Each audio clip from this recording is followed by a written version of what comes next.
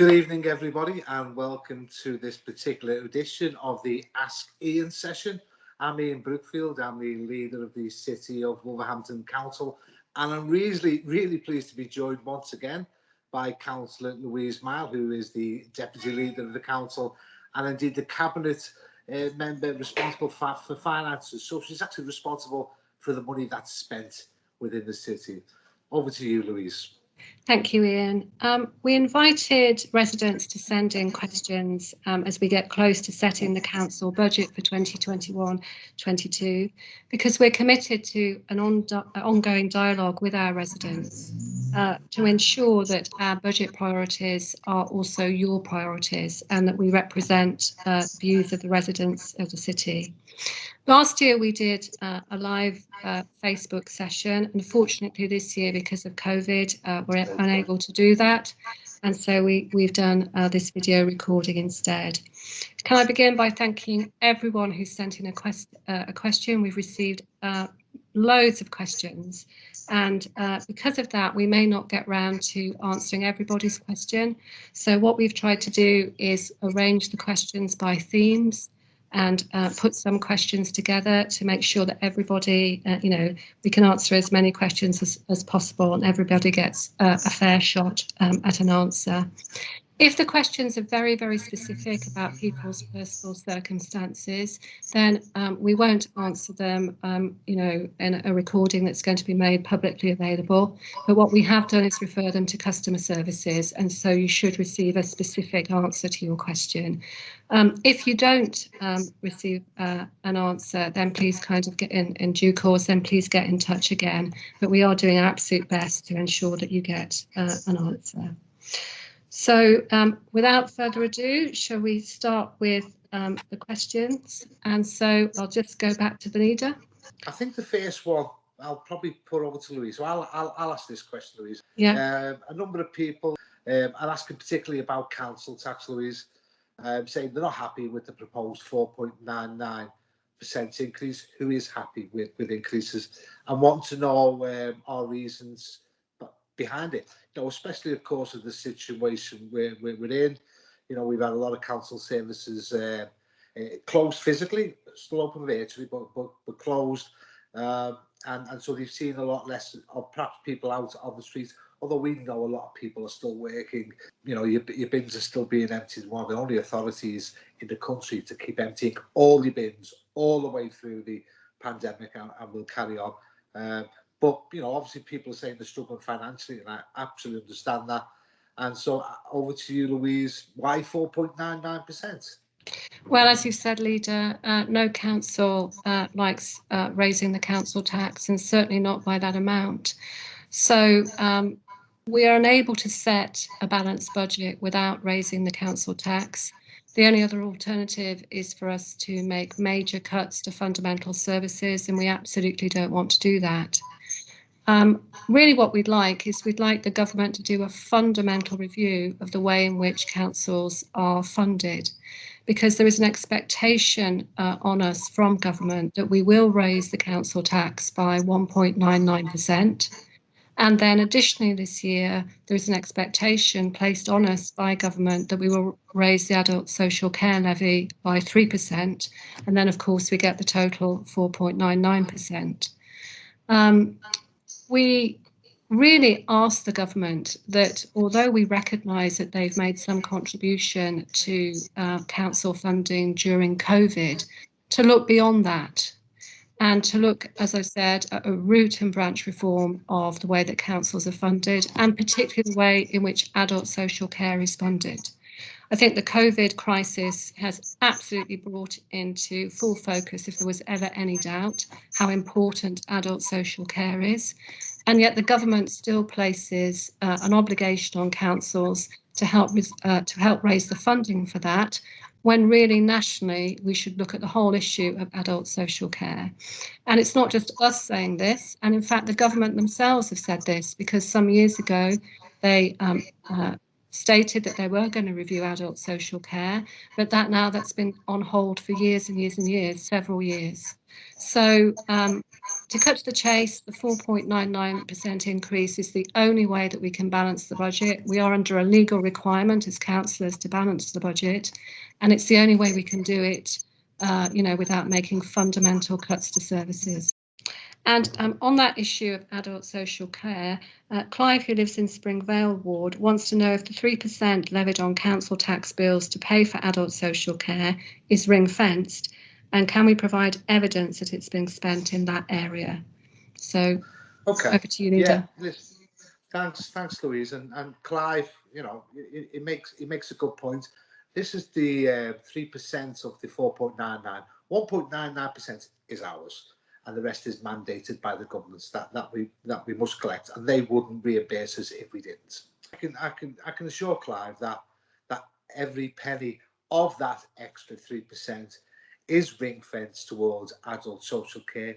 You'll know in our city, we're all growing older by the day, and the budget is over £71 million that we spend on adult services in the city.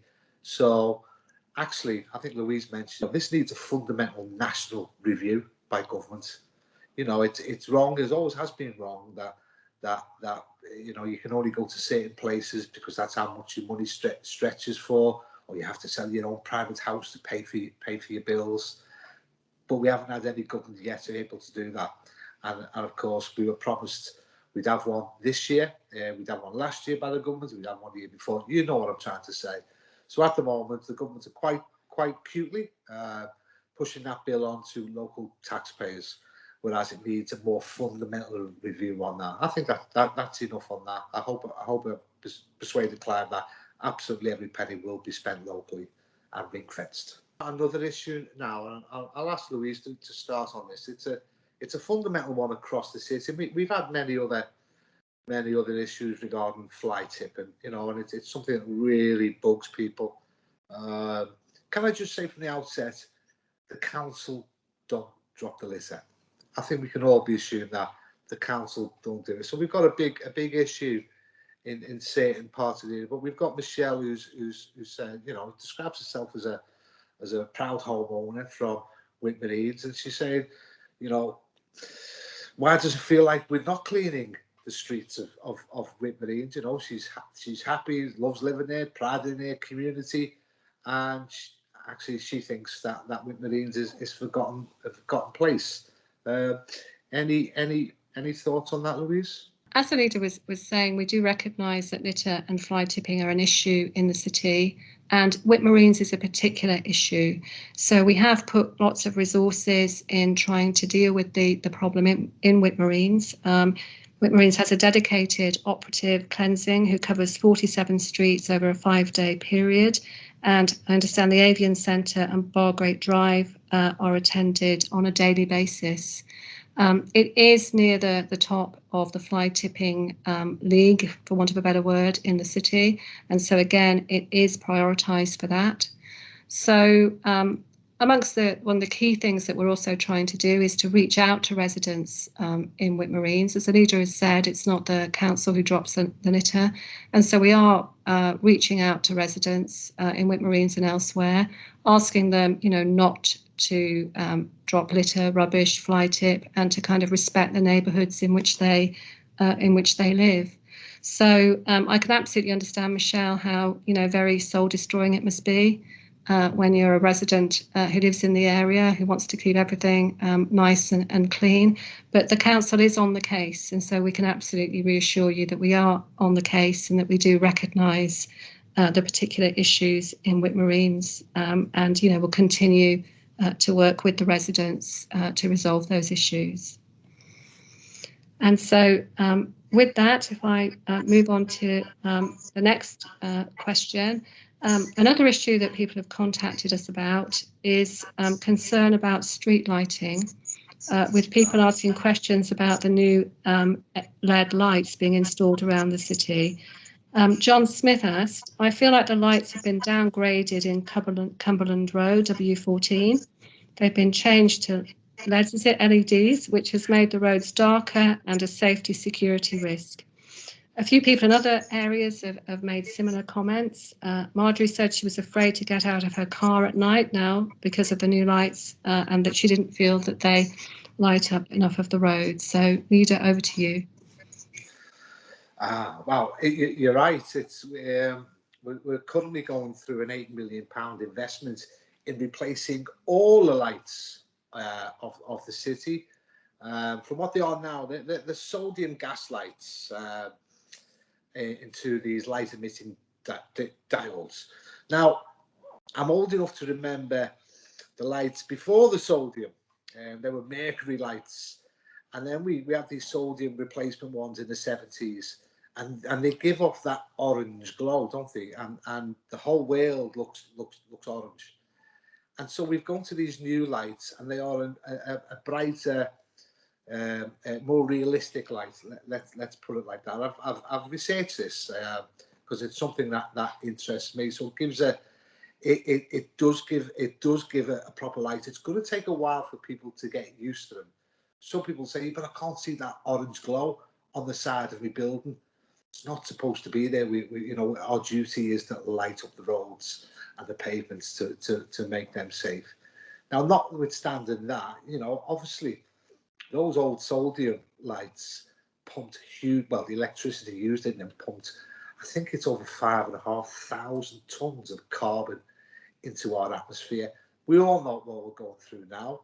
We all know what we need to do. You'll know the City of Wolverhampton Council and our group have said we want to be carbon neutral by 2028. And so it's not just that we're changing the lights, because actually they're cheaper to run than these old sodium ones, and we'll save money on that. But the biggest saving is for the environment and the planet. You can't dismiss 5,500 tons of carbon going as an emission. And then also, how can you say a light is clever? It's a smart light. That means they can come on at different times. It's not just lighting up time or turning off time like in the past. They can come on at different times. If the light gets too low during the day, perhaps through a thunderstorm, they can come on, be switched on, etc. They can give more light out, less light out.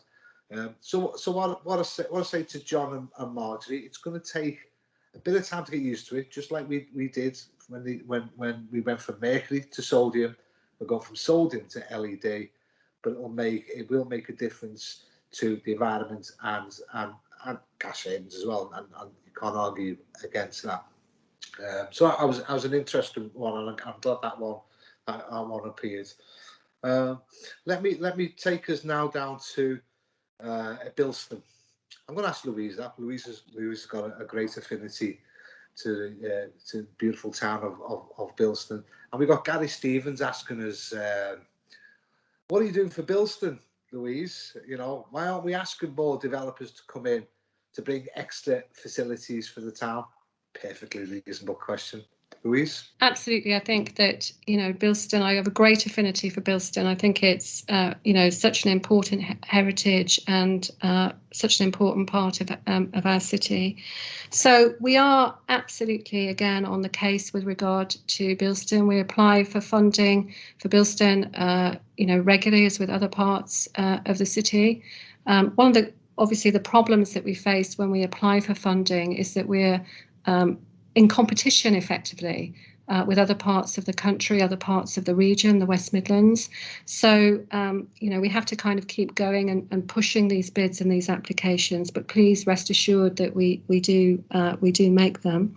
So some of the things that, on the cards for Bilston is the Town Deal Accelerator Fund. And through that, we're funding ongoing changes to Bilston Town Hall, electrical upgrade, backstage improvements, the installation of an independent stage lighting rig and digital notice board, enabling the delivery of a wider range of community and commercial events at the venue. So I know you're particularly, asking questions about arts and the performance of arts in Bilston. So hopefully that will help with that. And then also upgrades and regenerations in around Bilston Market and the High Street. I mean, what a tremendous asset to this whole city Bilston Market has always been. So obviously there are upgrades planned there. And housing. So an important part of the city and Bilston's ongoing development is houses, and houses for the people of Wolverhampton. So as somebody who does have a great affinity with Bilston, I know how important it is to Bilston people to live locally in Bilston as part of, you know, that well-established Bilston community. And so there is major development already, as you know, on the Bilston Urban Village, but a major developer, Countryside, is due on site on the Bilston Urban Village in the next few months for a new planned 420 new houses. You know, planning permission already have been granted for that. So again, these things take a while. And I know, again, there can be frustrations, particularly, again, COVID has delayed people being on site to begin some of these housing developments.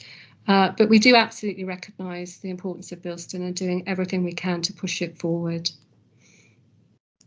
And so shall I move on to the next question? I think this is one for the leader. Becky would like to know our thoughts on the idea of drastically reducing, or for some periods eliminating entirely, city centre parking charges to boost the local economy as we emerge from the pandemic. And she believes this will increase footfall to the city, which will more than make up for the loss of any car parking income to the council. So over to you, leader. Oh, so I get the easy ones then. Listen, Becky's one of a number of people who asked this, and quite rightly, it's a question to be asked. It's also something that people put forward as an alternative, and perhaps it's never really been explained, and perhaps the opportunity is now. The council, for some unknown reason, it's never really explained. We actually only run 25% of the car parks in the city, just 1 in 4. So, and the rest are run by private operators. And you know, I can tell you what would happen is what the experts say, is what other authorities, other cities. If we were to unilaterally, because obviously the private companies couldn't do it, if we were to unilaterally say, okay, they're free. Let me tell you what will happen. Before 7 a.m. every day, every single one of those spaces would be full. And it'd be full by people, you know, coming into work. They'd start to use the cars. There would be nothing left, no free parking for shopping. It wouldn't increase footfall. Now we want car parks. We need car parks, and there is a cost to running car parks. You know, whether that's people actually checking them, make sure security, lighting, etc., and that costs money. And you know, it's right that people who use the car parking contribute that. But we recognise the importance, so we're happy to work with the other operators around the city. Certainly at special times. And Louise, perhaps Louise can tell us about. I know she had a great deal to do with the car park at Christmas time. So Louise, you know, just tell people how we can help them at certain times. Yes, absolutely, leader. So we haven't increased the car parking charges for over 2 years. And so, you know, we do try and kind of keep them competitive and also reasonable. And we provide, as the leader has indicated, free car parking, as you know, in the run up to Christmas to encourage people to come shopping in the city centre. And so we're also working on and kind of reviewing the sort of different level of fees that there are depending on the different car parks and how far away they are from venues, for example, like the Civic Hall. And so we are, again, kind of particularly from a budgetary point of view, looking at the whole picture, you know, with car parks and sort of, you know, seeing what we can do to simplify the system. Thanks, Louise, for that. I think it's an important point to get out. We do look at all these issues seriously, and we don't just do it to create cash because they don't. Um, let me go on to another subject, and this one's from Kathleen. And it made me laugh when I've just seen it. She wants to know, when will the paving in the city centre ever be finished? Kathleen quite rightly says this is the equivalent of the fourth bridge painting. Um, very good. The work never seems to end, and it must be costing a lot of money. She says when we were younger, she never recalls the paved area in the city being dug up so frequently. Have you got any thoughts on that, Louise? Well, I think certainly there has been a lot of activity in the city centre, and I think one of the issues for that has been the construction and installation of the full fibre network, which again is a very kind of exciting development for the city. But of course, that has caused some difficulties and difficulties and changes to the infrastructure. Also, we do have a programme of resurfacing Dudley Street because we want to make it fit really for, again, the exciting new regeneration projects in the city. And we can see that over time, the existing natural stone slabs have started to deteriorate, not least because of the lorries that have come into the shops and unloaded and things like that. So because we're absolutely committed to this as part of regenerating the city, we're doing it, even though it is quite expensive. And so we're having to do it in phases. And so I guess it does seem to be, a never-ending process. Maybe a few things have come together at once so that we are replacing the natural stone slabs, but also there's the digital infrastructure that was also being installed. So maybe things have kind of come together.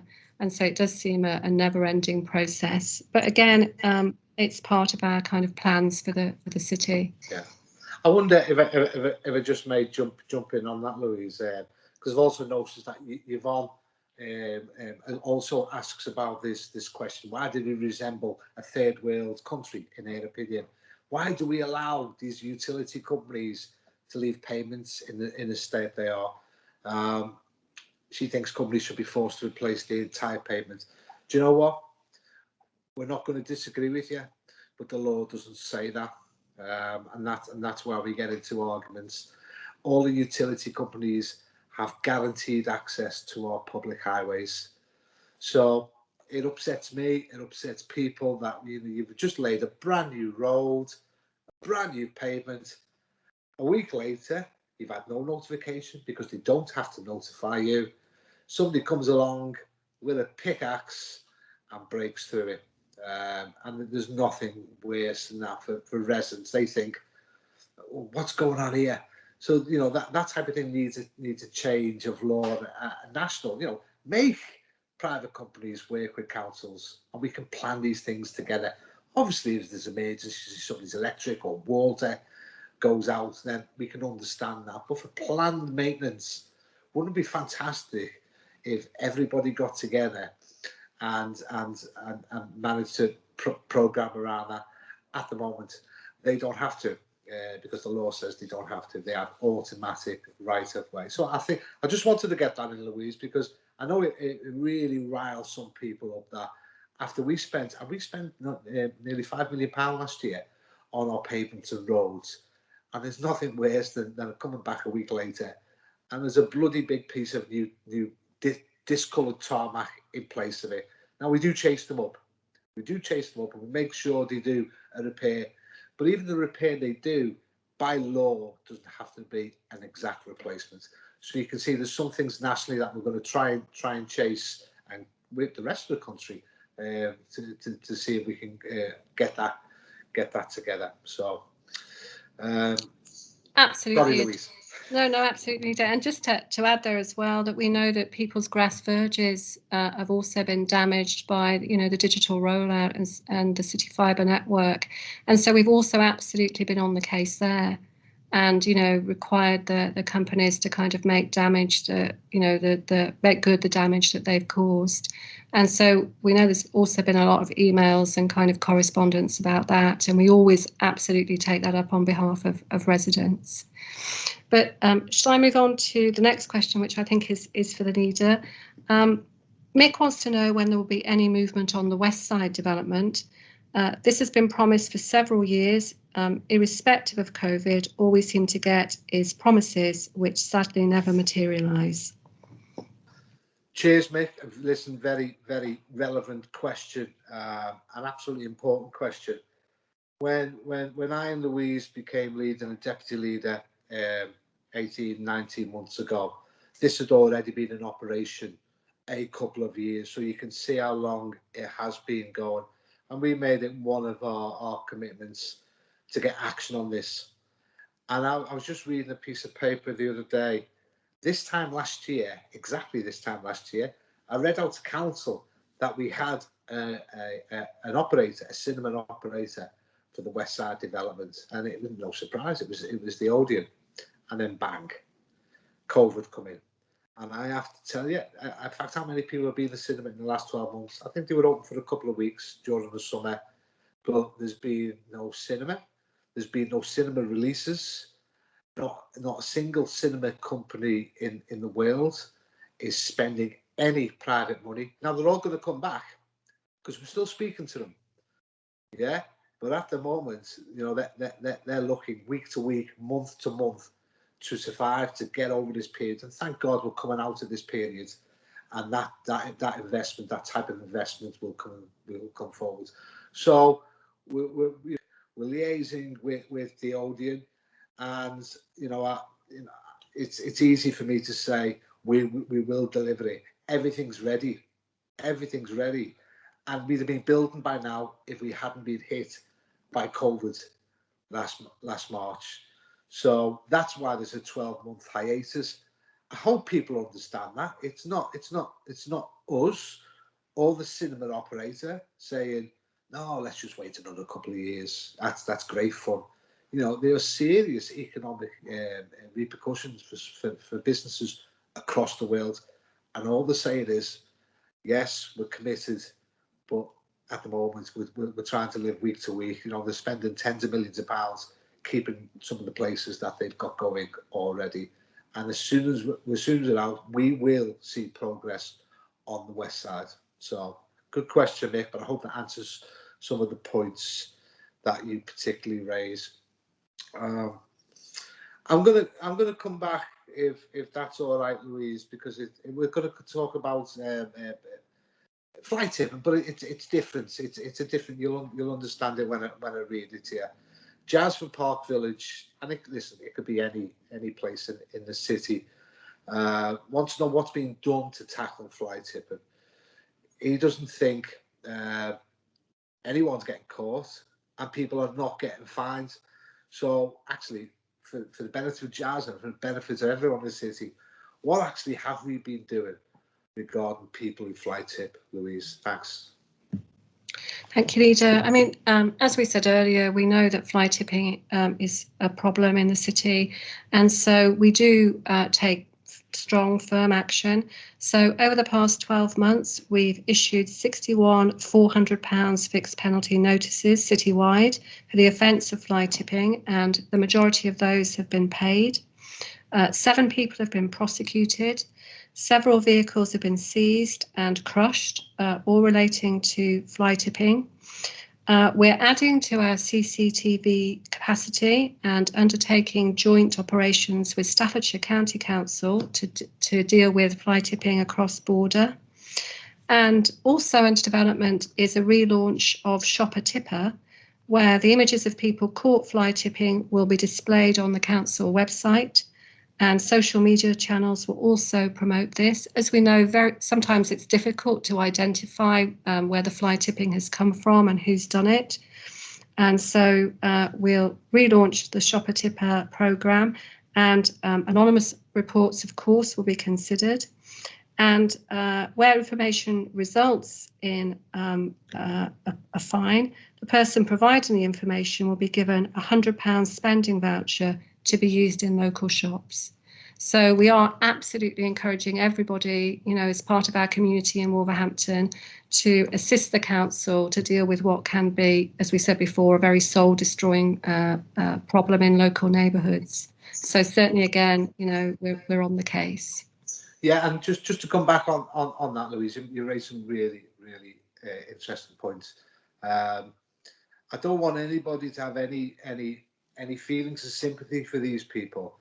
What they're actually doing is destroying the environment where you live, and then they're asking you to pick up their rubbish, because that's what it means. Yes, the council will come along, but who funds the council? You. It's your council tax. It's your general taxes. So have no qualms about picking up the phone if you see Jerry from the next estate dumping a couch outside in the street. Pick up the phone, because ultimately, you're paying. Unfortunately, we've said this before. We pay hundreds of thousands of pounds to remove litter dumped by and listen, it's criminality. And you know it's criminality. Louise has just gone through some of the actions taken by the courts. Crushed cars, huge fines. It's criminality that they're asking you to pay for. So be very careful who you're allowed to take away your rubbish. Because if they dump it, fly tip it, fine becomes yours. So you've got to be responsible on who you ask to take away your rubbish. You have to be licensed waste carriers. So just a warning there for people to be a little bit careful. Thanks, Louise. Thank you, Leader. And so if I move on to the next question, Kay wants to know what is being done to ensure homeless people in the city are offered the COVID vaccine. Yeah, thanks, Kay. And yes, we are in that period now of the dishing out the COVID vaccine, and having the NHS done fantastic. But it is an NHS operation, and it's an NHS list of who gets the vaccines. You'll have seen it on television, on radio, on the council, the lists, and what approximate times you're expected to get them. We're there to do everything we can. We can provide facilities to do the vaccines in, help, support, but actually the listing is set by NHS. But I've got to say, no qualms to doing a fantastic job. But you made an interesting point about homelessness. When we in the city decided to get everyone in over one weekend last March, and we took over a hotel, so we got all the rough sleepers off the streets. Used the hotel, brought in various services to help them. Actually, the hotel manager, this was really nice, actually said it's the best bunch of guests they've ever had. No trouble. And we didn't have one single incidence of people contracting COVID whilst in that hotel. And so what we've done after that, now that's finished, is we're not happy to go back to the old routine. And we're setting up services similar to what we had during the pandemic. It would be a centrally based service with emergency accommodation, longer term accommodation, help from drugs, health professionals, drink, finances, the lot. And that's going to be a major improvement, because what we're now saying in Wolverhampton is you do not have to rough sleep ever again in our city. Now, at the moment, that's working. I think we had a count a couple of weeks ago, and in a city of nearly 270,000 people, we had 3 people rough sleeping. Now, 3's too many, but then we can't actually physically lift them up and take them if they don't want to come. There will always be a couple, for whatever reason they have, and some of them are really, deep-seated reasons, who will not want to come in. So but we'll know who they are.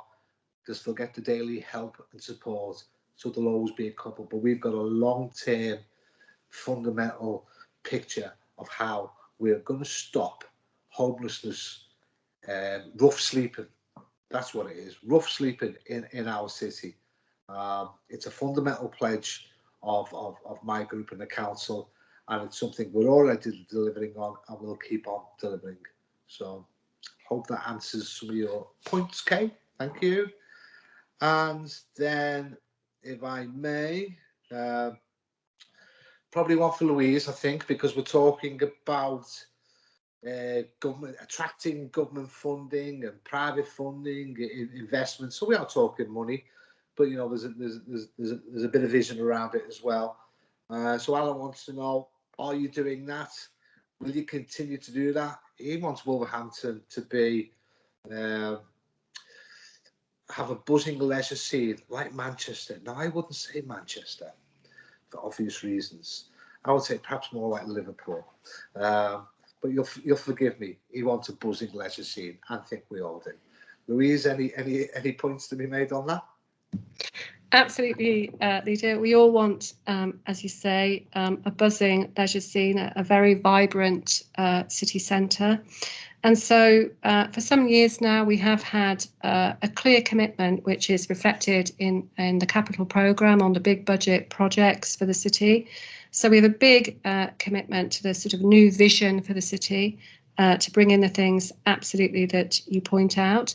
We think we're already seeing some evidence in that. We've got the fantastic new railway station, which is just absolutely a transformation, compared to the older station, and the office buildings right by the railway station, and the announcement that we've just had the other day that we've been chosen as the first place outside of London to be home to a government department with ministers and civil servants. I know you've had a lot to do with that personally, Leader, so I just wondered whether you wanted to comment on that. Yeah, it really was a historic announcement, and just shows you actually what a good piece of cross-party work can do. You know, I did work with Andy Street, I did work with Stuart Anderson, and together we put I think, a compelling case. We sent a 59-page submission off to the government, extolling the virtues of Wolverhampton, why you should come and live here, play here, educate your children here. Did I say live here? Of course I did. You know, and you know, I was as pleased as anybody. In fact, the very first time in history of England is a section of our Parliament where decisions are taken at Whitehall, government department, will be coming out of London. London's not an easy place to get to or traverse. It's not a place I'm overly fond or familiar of. But to come to Wolverhampton, and that'll entail hundreds of jobs. And we're looking for more than just the jobs. We're looking for the opportunity for our youngsters to be able to get the right type of training to take them jobs. You know, these will be well paid, highly rated, highly influential positions, and we hope it's the start of a process, because we believe that once we attract them, we will attract further groups in. We'll in fact attract further investments. We've already got nearly £4.5 billion worth of investments online or planned, but we expect that to grow, because businesses who deal with this type of agency usually gravitate to where the decisions are made, and so we can see that as a definite spin-off. But you know, we talk about a government department may not be anybody's idea or Alan's idea of a buzzing leisure place, but you know, it's the building blocks. We've got to get people more people living here in the city centre. We can attract the right type of leisure business. That includes restaurants, bars, cafes, etc. You know, so that type of buzzing atmosphere starts to come alive again. I'm confident in the future, and we're making steps now. You can see the steps that are being made. You can see them physically. You know, and over the next year or two, that will increase, and hopefully, well, not hopefully, I know we'll get to where Alan perhaps really does want to go. So perhaps I'll just add there then that the Commonwealth Games cycling is coming here. There are major refurbishment to the art galleries planned with, you know, a major kind of touring exhibition now rescheduled because of COVID for early next year.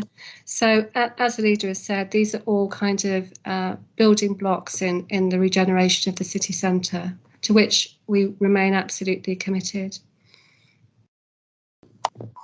So I think that the next question is from Nick, who wants to know, when will council staff be returning to their desks? We need them back because there are major waits on some frontline services.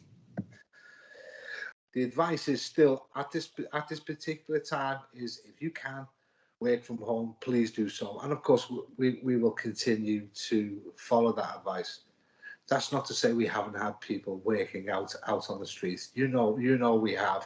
We've mentioned before, you know, whether it's cemetery staff, the street cleaning teams, the bin crews, the social care staff, many others who've kept essential services running. They've been out day in, day out, often working 7 days a week. And so it's a big thanks. I hope it's a big thanks from the city to them people. Like I said before, not every city has been as lucky as us with all those services keeping on running. But I take the point.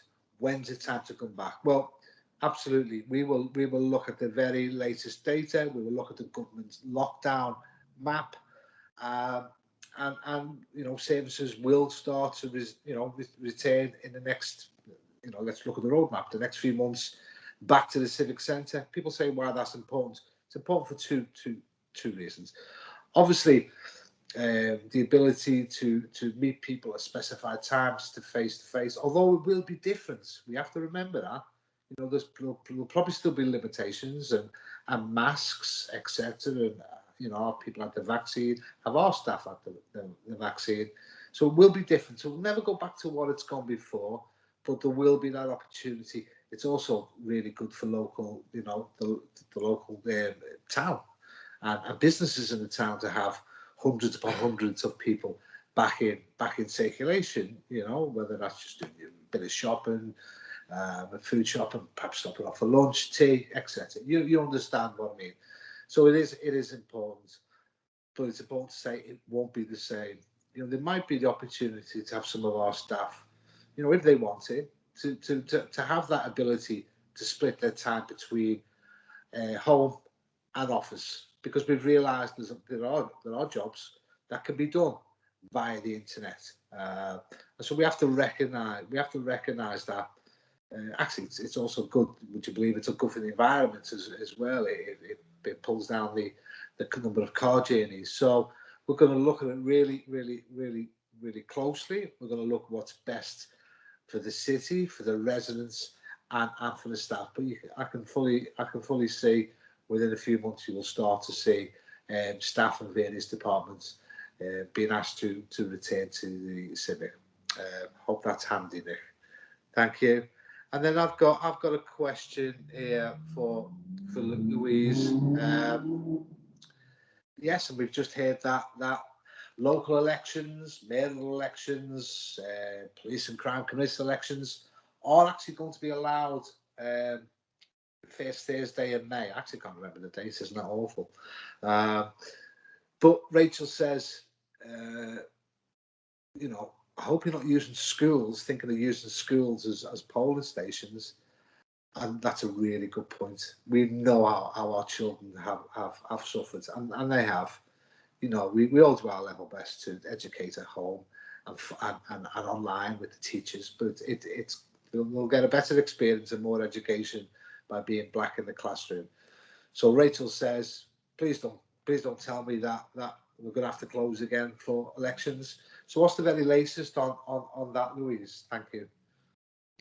Well, the very latest, leader, is that the council is doing a huge amount of work to ensure that the elections do take place in, you know, very safe circumstances, and that you know, everybody works at a safe distance and the social distancing and all of those issues.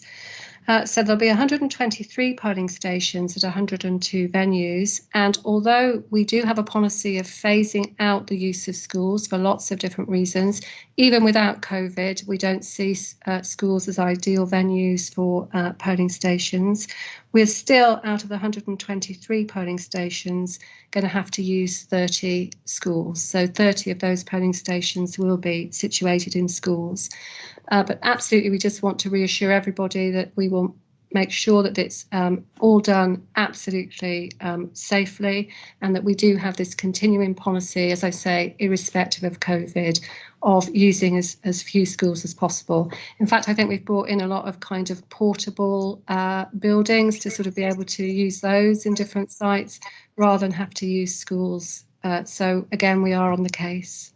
No, you're absolutely right, Louise. You and I can probably remember when we probably used every one of the 120 schools in the city as polling stations.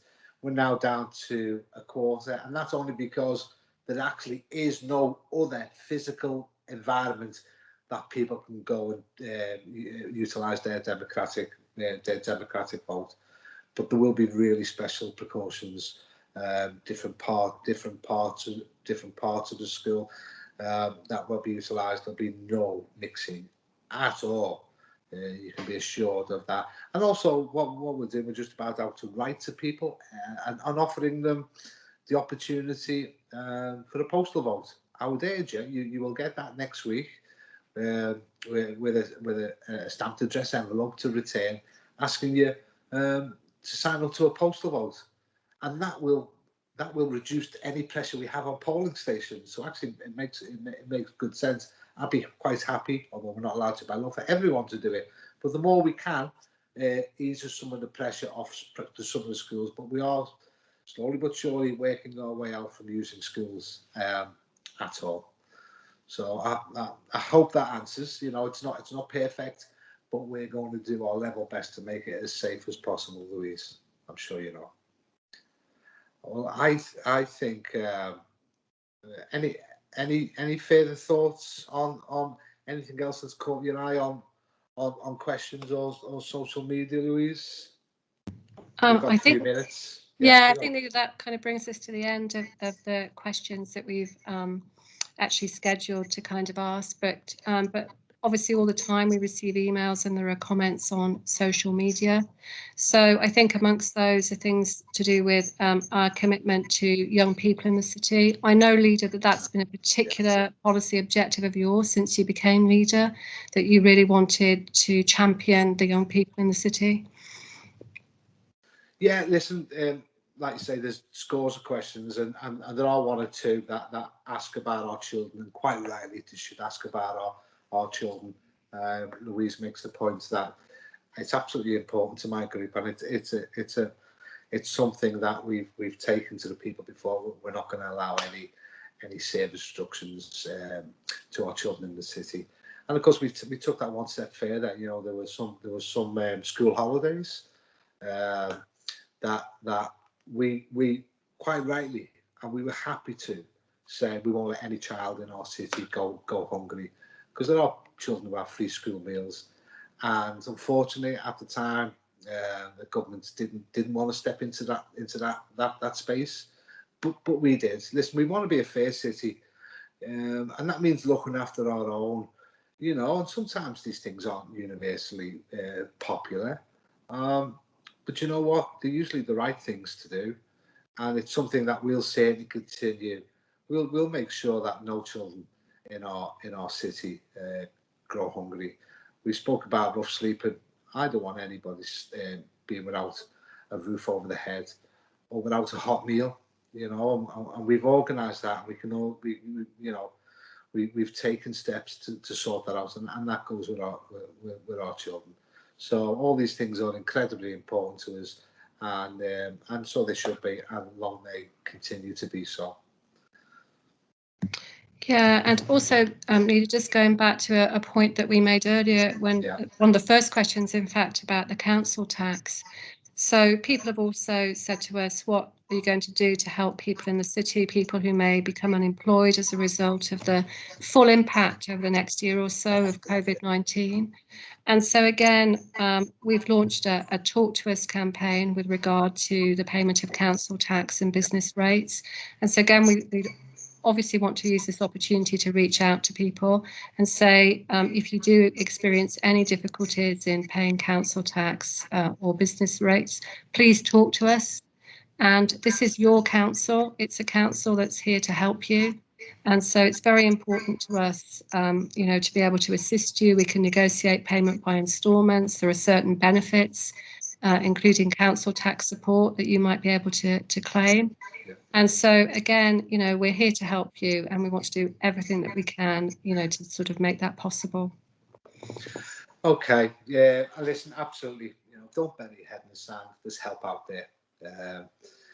Much easier to share the trouble than ignore it. So please do that. Listen, I know we've come to the end of this particular ask here. I can assure you we shall do it again. It's quite nice sitting in my kitchen with a cup of tea on the go. But I'm looking forward, like everyone else, to getting back and seeing people face to face. Can I thank Councillor Louise Miles, who's our cabinet member and deputy leader, for joining me today. I'm really pleased that she's been able to. I hope that some of the answers to some of your questions will help. You know, we're not always right, we're not always correct in everything we do, but our heart's in the right place, and that's what we're intending to carry on doing. Can I thank the staff who have organised this and will organise it for it to go out. I wish it was me, but I can barely turn the computer on. So there are people behind this who helped to organise. So I wish to thank them, and I wish to wish the residents of Wolverhampton a safe and peaceful time. Let's keep ourselves safe. We're going through a difficult transition. We will get out there at the other end, and then hopefully, I know we can all be back together and enjoy being, you know, that level of freedom again. So continue to be safe and be kind. Thank you.